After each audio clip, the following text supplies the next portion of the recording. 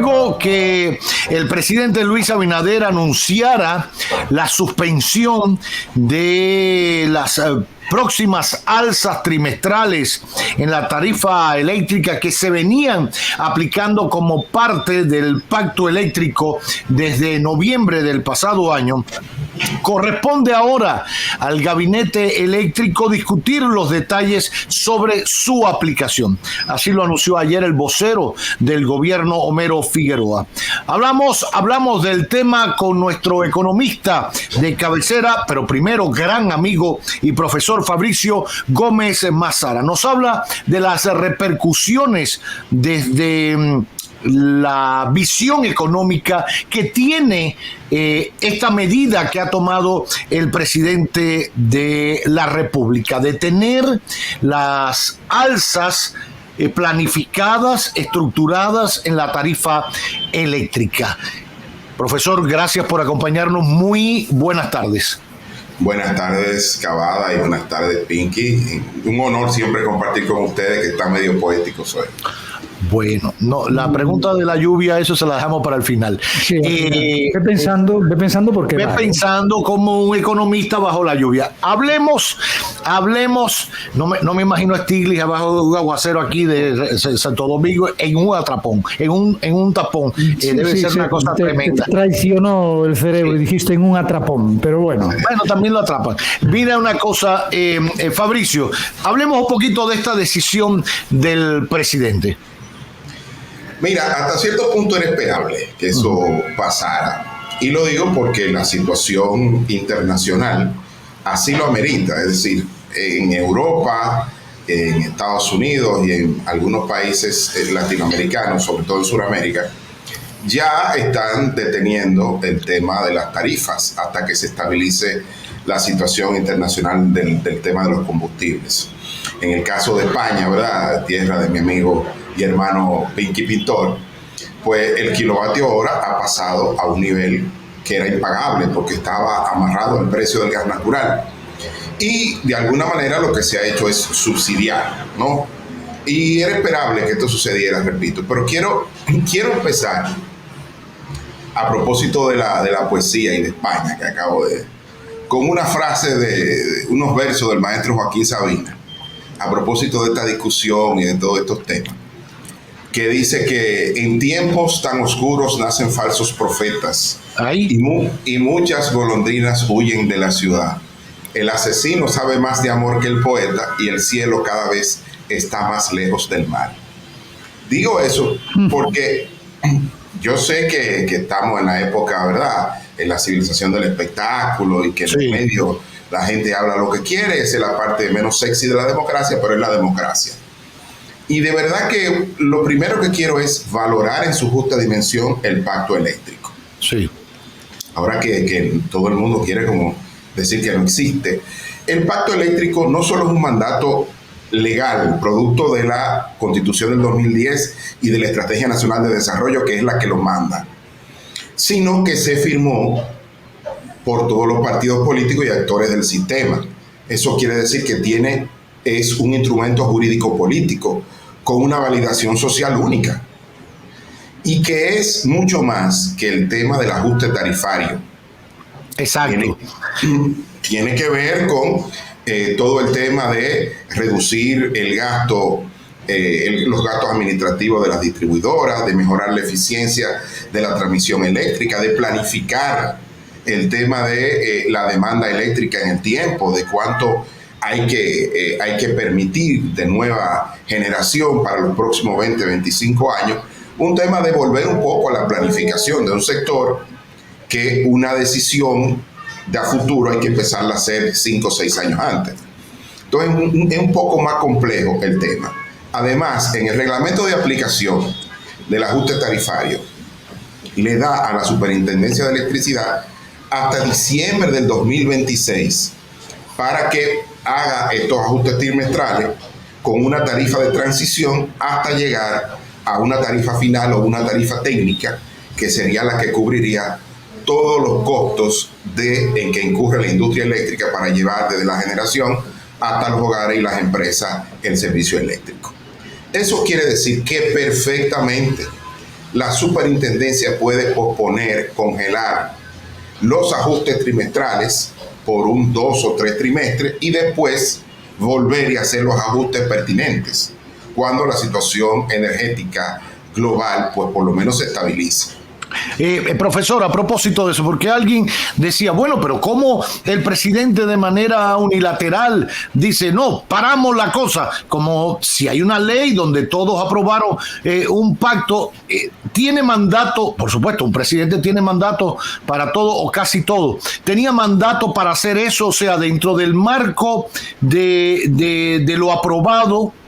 Como bien usted explica, era un proceso para sincerizar toda la tarifa con el precio final, técnico, etcétera, hasta el 2026. Estamos en apenas 2022, quedan 4 años más por delante. O sea que se puede ir acotejando. Tenía potestad para hacerlo, violaba algo, él suspendiéndola unilateralmente, de alguna manera contradecía lo que se había pactado con los demás, que muchos no se acuerdan que lo firmaron, pero sí lo firmaron y están dentro del pacto.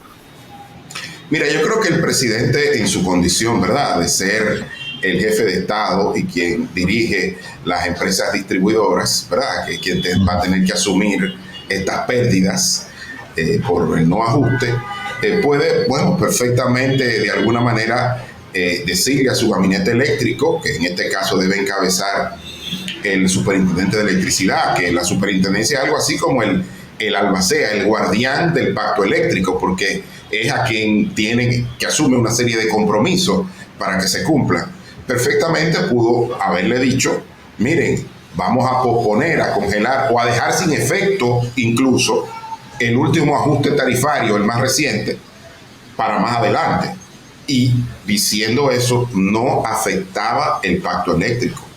Porque, repito, el propio reglamento de aplicación le da un tiempo a la Superintendencia de Electricidad para llegar a esa tarifa que cubre todos los costos de la industria hasta diciembre del 2026.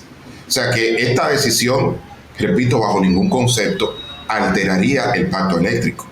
El resto de las medidas que plantea el pacto eléctrico, como bien usted decía, no solo es la tarifa eléctrica, se habla también de reducir las pérdidas en la transmisión, de ver cómo se sigue diversificando el pastel de generación, etcétera. ¿Eso se ha venido cumpliendo?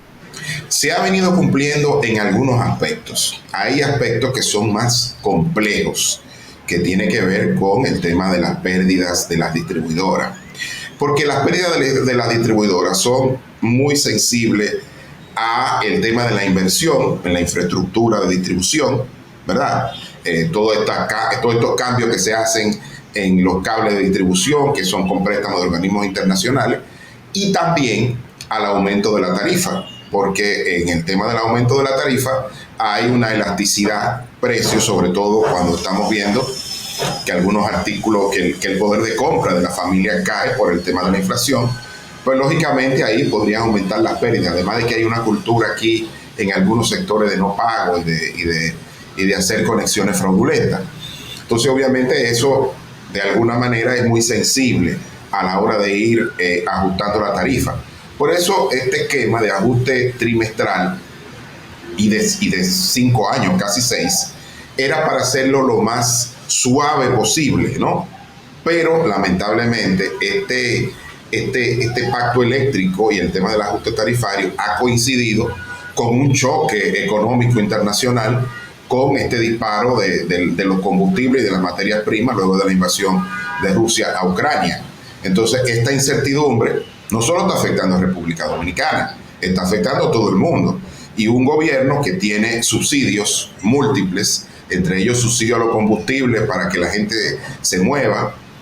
Entonces, obviamente, es esperable que diga, bueno, si estoy subsidiando a través de los combustibles, un subsidio generalizado, incluso a aquellos sectores de mayores ingresos, a través de la gasolina premium y el GLP, pues puedo hacer un esfuerzo aquí para no ajustar la tarifa eléctrica o dejar sin efecto el último aumento, que es el que ha creado todo este barahonda, ¿verdad? Este barullo, esta protesta, y posponerlo hasta que se estabilice la situación internacional. Lo puede hacer perfectamente. Ahora, en economía no hay almuerzo gratis.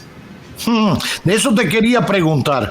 Por un lado, estamos resolviendo algo. La gente protestaba, hay una presión social grande por los pagos de la tarifa eléctrica que se han disparado. Han protestado todos, clase media alta, los más pobres, todos han protestado sobre el aumento de la tarifa. Pero eso tiene una repercusión económica, claro, en medio de la crisis. ¿Quién asume eso? ¿Qué impacto tiene a corto, mediano y largo plazo seguir pues asumiendo? No cobramos, vamos a parar. No cobramos, porque alguien tiene que pagar eso.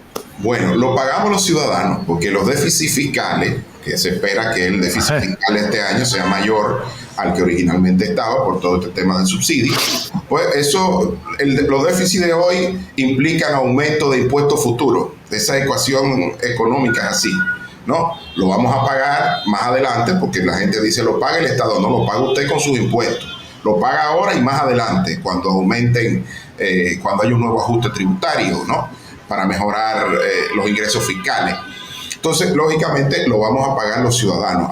Actualmente el gobierno va en auxilio, porque hay que decir también que estamos en una economía de guerra.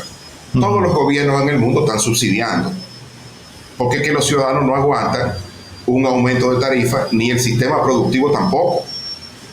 Porque imagínate que aquí el gobierno hubiese decidido no subsidiar los combustibles. Hoy la gasolina tuviera, qué sé yo, casi a 400 pesos la gasolina premium, el galón. Y sería algo... Pero ok, Fabricio, una pregunta. Cuando dejen de aplicar ese subsidio, por ejemplo, a la gasolina, que es lo que tú nos estás explicando ahora, ¿en qué precio se va a poner la gasolina? ¿En el precio que le correspondía estar en el momento de haber dejado el subsidio, o va a saltar directamente a los 400 que tendría que estar ahora? Mira qué sucede. El presidente dijo en una locución y estableció un rango de precios. Dijo, si el